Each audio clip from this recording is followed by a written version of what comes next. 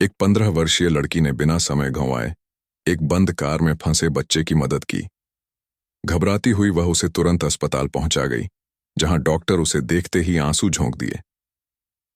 ऐसी दिल छू लेने वाली कहानियां देखने के लिए हमारे चैनल को सब्सक्राइब करें और वीडियो को लाइक करें, ताकि आप आगे भी ये कहानियां मिस न करें।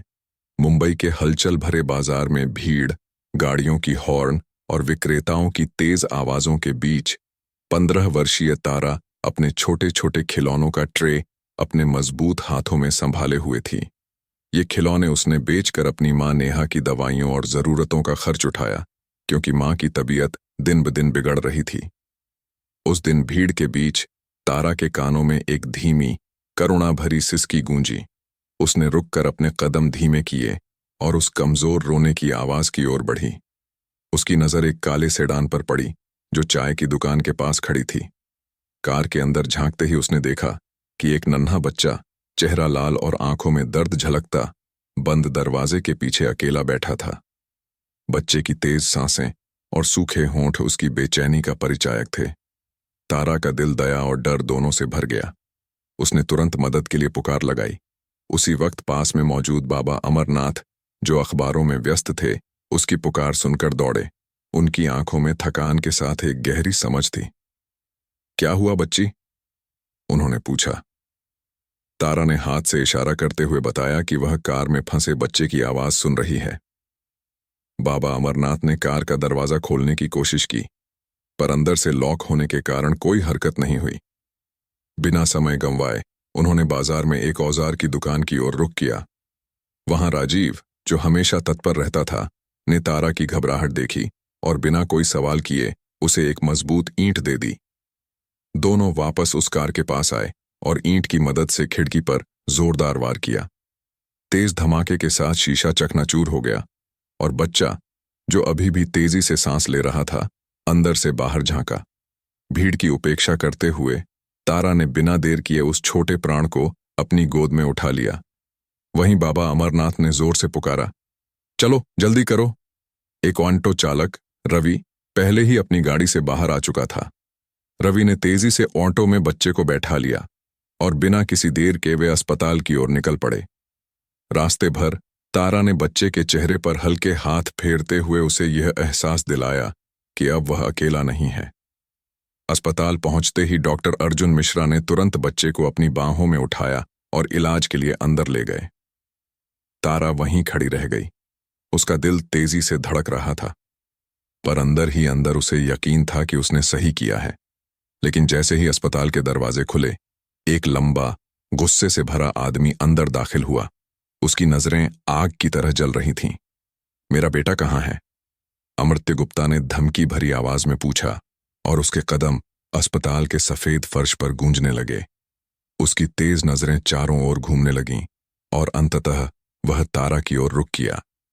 तारा, जो अभी भी घबराहट में डूबी हुई थी, ने कांपती हुई आवाज में बताया कि उसने उस कार से बच्चे को बचाया है। अमर्त्य के बोलों में कुछ अजीब सा था। ऐसा लग रहा था कि वह सिर्फ एक पिता नहीं, बल्कि कोई छिपा हुआ खतरा भी है। तभी अस्पताल के कक्ष में एक शांत लेकिन दृढ़ आवाज ने माहौल को संभाला। बच्चा डॉक्टर की देखरेख में है। नीलिमा, अस्पताल की सामाजिक कार्यकर्ता, स्थिति को समझते हुए अमर्त्य से पूछने लगी कि क्या उसके पास अपने पिता होने का कोई प्रमाण है। जवाब में अमर्त्य ने झट से एक मुड़ा हुआ लिफाफा निकालकर दिखाया, पर उसमें मौजूद दस्तावेजों में कुछ गड़बड़ थी। वकील अजीत शर्मा, जिन्हें तुरंत बुलाया गया, ने दस्तावेजों की बारीकी से पड़ताल की। जैसे जैसे उन्होंने पढ़ा, उनके माथे पर चिंता की लकीरें उभरने लगीं। नीलिमा ने धीरे से कहा, अगर ये कागजात नकली हैं, तो इसका मतलब है कि अमर्त्य गुप्ता किसी बड़े जाल में फंसा हुआ है। यह मामला सिर्फ एक खोए हुए बच्चे का नहीं था, बल्कि एक विशाल अपराधी नेटवर्क का खुलासा करने का अवसर बन चुका था। कुछ ही दिनों में जांच में पता चला कि अमर्त्य गुप्ता अकेला नहीं था।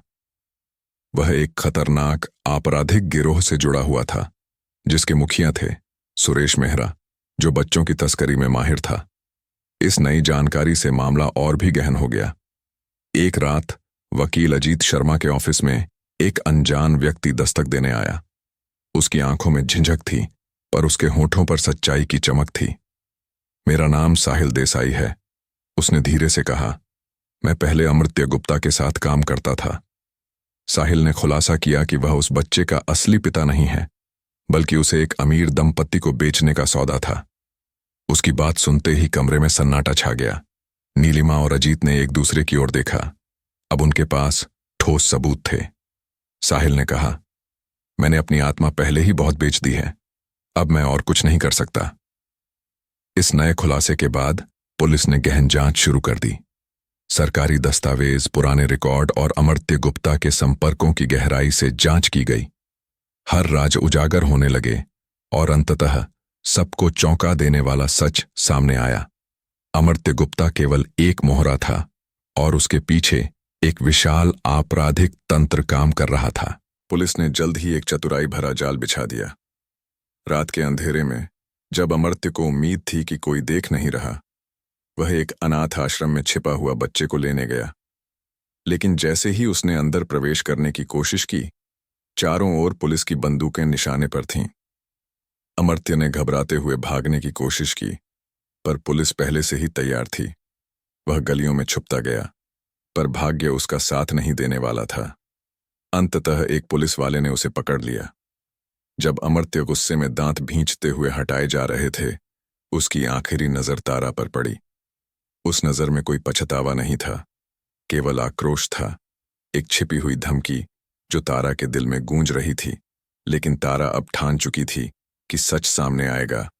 वही बच्चा जिसे अब सुरक्षित रूप से अनाथ आश्रम में रखा गया था, कि मां नेहा ने उसे अपने हाथों में थाम लिया था।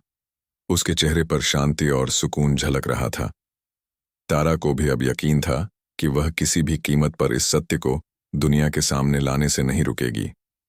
यदि यह कहानी आपके दिल को छू गई हो, तो हमारे चैनल को सब्सक्राइब करें।